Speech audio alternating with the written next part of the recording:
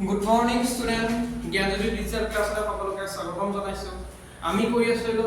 ৰাসায়নিক বিক্ৰিয়াৰ সমীকৰণৰ সন্তুলিত ৰাসায়নিক সমীকৰণ। এতিয়া আমি কৈছো যে তাৰ নেক্সট যেটো আমাৰ প্ৰশ্নাৱলী কোৱেশ্চন কিটা আছিল সেইটা আমি আজি কৰিবলৈ চেষ্টা কৰিম। আমি স্টাৰ্ট কৰো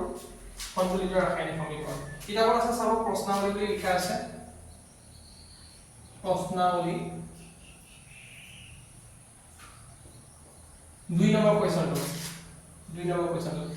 কোৱেশ্চনটো প্ৰথমতে কি কৈছে আমাক ৰিঅ্যাকচন কেইটামান লিখি দিছে যে মই ইংলিশতে লিখিছো কোনো প্ৰবলেম নাই হাইড্ৰোজেন প্লাস ক্লোৰিন কি বনিব হাইড্ৰোজেন আৰু ক্লোৰিনৰ মিক্স হৈ কি বনিব হাইড্ৰোজেন আৰু ক্লোৰিনৰ মিক্স হৈ হাইড্ৰোজেন ক্লোৰাইড মানে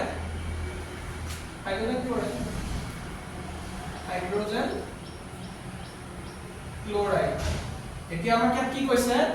আমাক কৈছে যে ৰিঅ্যাকচনটো প্ৰথম লিখিব দিছে আমাক এনেকৈ দিয়া থাকিব ইয়াৰ পৰা আমি ৰিঅ্যাকচনটো উলিয়াই ল'ব লাগিব উলিওৱাৰ পিছত আমি তাক বেলেন্স কৰিম হাইড্ৰোজেনটো আমি তাক কেনেকৈ লিখো H2 প্লাস ক্লোৰিন Cl2 তেতিয়া হলে কৰিলে আমাৰ কি বনিব এফালে হাইড্ৰোজেন ক্লোৰাইড HCl বনিব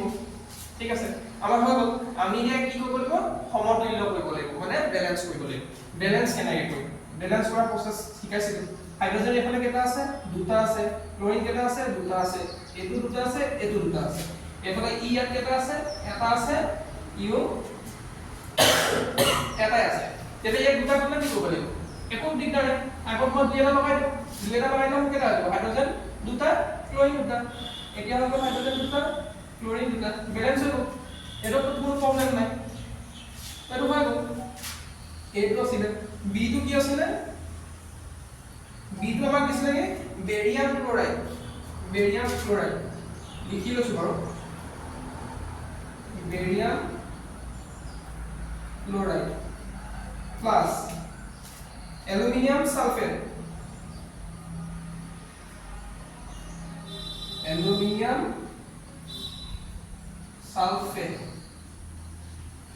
ৰিঅ্যাকশন কৰিলে কি হ'ব মইটো লিখি লৈছো ৰিঅ্যাকশনটো বনাবৰ কাৰণে শিকাই দিম বেৰিয়াম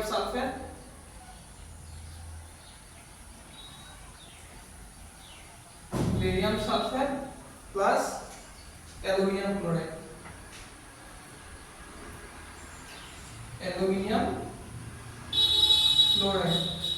ঠিক আছে এতিয়া সব এই ৰিঅ্যাকশনটো কেনেকৈ বনাম আমাৰ আগতো সিম্পল আছিল তো কিন্তু সবে পাৰে এটো কাৰণে কৰিলে যে এটো আমি পাৰিম এটো ইজি আছিল কিন্তু এটো কেনে কৰিব আমাৰ এটা আছে কি বেৰিয়াম ক্লোৰাইড হতা আমি কেনেকৈ লিখো BaCl2 বেৰিয়াম ক্লোৰাইড এনেকৈ লিখা যায় আৰু ইফালে কি আছে অ্যালুমিনিয়াম সালফেট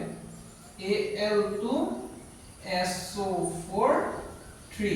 এইটো খালি মনত ৰাখিব লাগিব এতিয়া বেছি ডিপলি নাযাও ডিপলি শিকাই দিও বস্তুখিনি জাস্ট মনত ৰাখিব এলুমিনিয়াম সালফেট মানে এলুমিনিয়াম আৰু সালফেটৰ লাগি থাকিব এই বস্তুখিনি জানিব এতিয়া এইটো সাইড আমাৰ কি বনিব আমি কেনেকৈ জানিম এতিয়া মই কি কৈছিলো যে কইনা আমি ইয়াৰ আগত ভিডিওটো কৈছিলো যে বেৰিয়ামে আহি কিনে সালফেটৰ লগত লাগিব ইয়াক গতিয়ে লাগিব ইয়াত একেটাই হৈছে বেৰিয়ামে আমাৰ সালফেটৰ লগত লাগিব কি হ'ব বেৰিয়াম সালফেট কৈছে না বেৰিয়াম সালফেট কৈছে প্লাস অ্যালুমিনিয়াম সব থাকি গল কি হি যদি আহি মু ইয়াক খুন্দা মাৰি দিয়ে ইয়াক গটিয়া পঠাই দিয়ে ই ওলাই গুচি গল ইউ অকল হিয়া হৈ গল ই টো এটা দুটা লগত লগ হৈ যাব তাৰ মানে অ্যালুমিনিয়াম ক্লোৰাইড হ'ব ইয়াতে কেনে কৈছে aluminium chloride AlCl3 aluminium chloride বনিব এইটো ইয়াক আমি কি কৰিব লাগে খালি বেলেন্স কৰিব লাগে বেলেন্সটো কৰিলে চাও কেনেকৈ কৰিব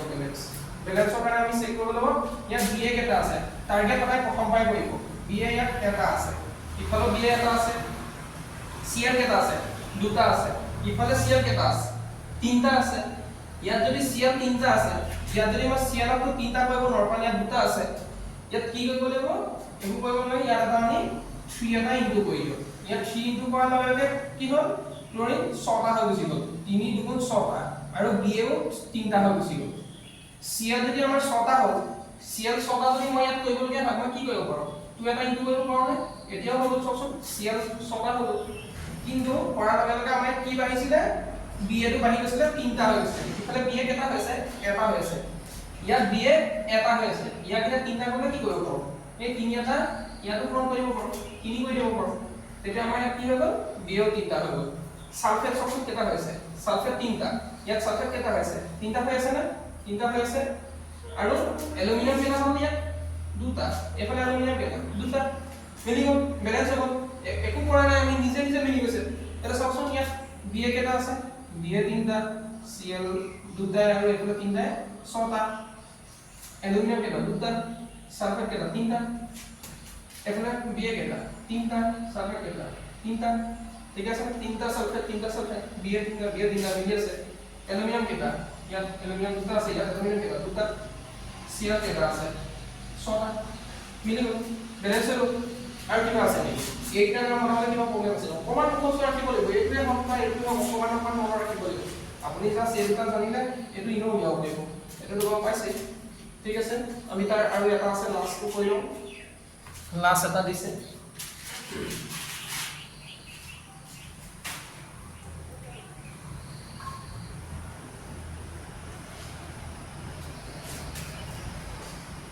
সোডিয়াম প্লাস ওয়াটাৰ 3 নম্বৰটো দিছে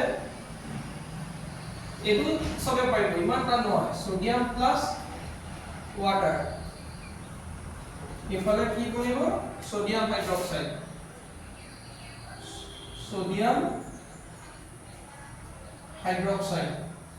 প্লাস কি ওলাই যাব হাইড্ৰোজেন এইটো আমাক কোৱেশ্চন দিয়া আছে আমি এটা চাওঁচোন সোডিয়াম দিওঁচোন সোডিয়াম কেনেকৈ হয় Na সোডিয়াম প্লাস ওয়াটাৰটো কেনেকৈ হ'ব সবে জানে H2O এতিয়া চাওঁচোন এইটো আৰু ইয়াৰ মাজত ৰিঅ্যাকশন কৰাব লাগে কেনেকৈ কৰাব সোডিয়াম হাইড্ৰক্সাইড বনি হৈ যায় আমি জানো সোডিয়াম হাইড্ৰক্সাইড মানে NaOH কেনেকৈ বনাব চাব দেই একদম সিম্পল কে দেখাম Na প্লাস H2 আছে ন এনেকৈ লিখক HOH এনেকৈ ভাঙি লিখিছো হাইড্ৰোজেন দুটা অক্সিজেন এটা এইটো ডাবলে লিখে এই সোডিয়ামটোৱে এনেকৈ ইয়াৰ লগত ৰিঅ্যাকশন কৰিব হাইড্ৰোজেনটো এক্সট্ৰা কৰি দিব এইটো আমাৰ কি হ'ল NaOH প্লাস H হাইড্ৰোজেন আমি যেনিবা হাইড্ৰোজেনটো অনলি H বুলি নিলিখো 2 বুলি লিখা থাকে এইটো হ'ল মেকানিজম এইটো নালাগে আপোনাক জানিবলৈ জাস্ট বুজিবৰ কাৰণে দিছো এইটো জাস্ট বুজিবৰ কাৰণে দিয়া হৈছে এতিয়া ইয়াত ব্যালেন্স কৰকচোন ব্যালেন্স কৰিলে ব্যালেন্স হৈ আছে নেকি কেনেকৈ টাইপৰ চাওকচোন ইয়াত কেটা আছে হাইড্ৰোজেন সোডিয়াম এটা আছে হাইড্ৰোজেন দুটা আছে হাইড্ৰোজেন দুটা নাই ইয়াত হাইড্ৰোজেন দুটা আছে ইয়াত হাইড্ৰোজেন দুটা আৰু এটো এটা তিনটা আছে তেতিয়া হলে আমাৰ হাইড্ৰোজেন এফালে মিলাব লাগিব মিলাবলৈ আমি কি কৰিব লাগিব এতিয়া হাইড্ৰোজেন যদি মিলাব লগিয়া হয় ইয়াত 2 এটা দি দিওকচোন ইয়াত 2 এটা দিলে কিমান হ'ব হাইড্ৰোজেন 4টা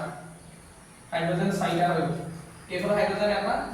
ইয়াত এটা 2 দি দিও এফালে কেটা হ'ব হাইড্ৰোজেন দুটা ইয়াত দুটা 4টা হাইড্ৰোজেন হৈ গ'ল হাইড্ৰোজেন বহাৰ লগে লগে কি বাঢ়ি গৈছি হ'ল সোডিয়ামো বাঢ়ি গৈছি হ'ল সোডিয়ামটো 2 এটা লগাই দিলো সোডিয়ামো দুটা আমি দি গ'ল থাকিলে কি অক্সিজেন এফালে কেটা আছে দুটা ইয়াত অক্সিজেন দুটা হ'ব মিলি গ'ল একো কৰিবলগীয়া নাই ইজিলি মিলি গৈছে এনেকৈ চাব বস্তুখিনি প্ৰেক্টিছ কৰিব বেছি টান নহয়